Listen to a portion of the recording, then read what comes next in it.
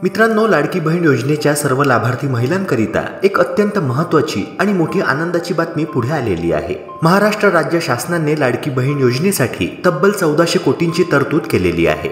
तसेच मित्रांनो, राज्य सरकारने आज तब्बल 33,788 कोटी पुरवणी मागण्या मांडण्यात आल्या असून त्यांना लगेचच मंजुरी देण्यात येणार अशी सर्वात मोठी अपडेट पुढे आलेली आहे। तेव्हा मित्रांनो, लाडक्या बहिणींसाठी ही सरकारद्वारे सर्वात मोठी आर्थिक तरतूद करण्यात आलेली आहे आणि ह्या पुरवणी मागण्यांमध्ये सर्वप्रथम लाडकी बहीण योजनेचा समावेश आहे। ह्या योजनेकरिता तब्बल 1400 कोटी रुपयांची मोठी आर्थिक तरतूद सरकारने केलेली आहे। याबाबत राज्याचे मुख्यमंत्री देवेंद्र फडणवीस म्हणाले की पूर्वी आपण वर्षभरातील जवळपास सगळ्याच गोष्टी बजेटेड करायचो, आता आपण त्या अर्थसंकल्पित जरी केल्या तरी ॲक्च्युअल त्या मागण्यांच्या संदर्भात जे बजेटिंग आपण करतो ते पुरवणी मागण्यांमध्ये करतो आणि म्हणूनच मला असं वाटतं की 35,000 कोटी रुपयांच्या पुरवणी मागण्या आलेल्या आहेत आणि लवकरात लवकर योग्य चर्चा करून आम्ही त्या मागण्या पूर्ण करू।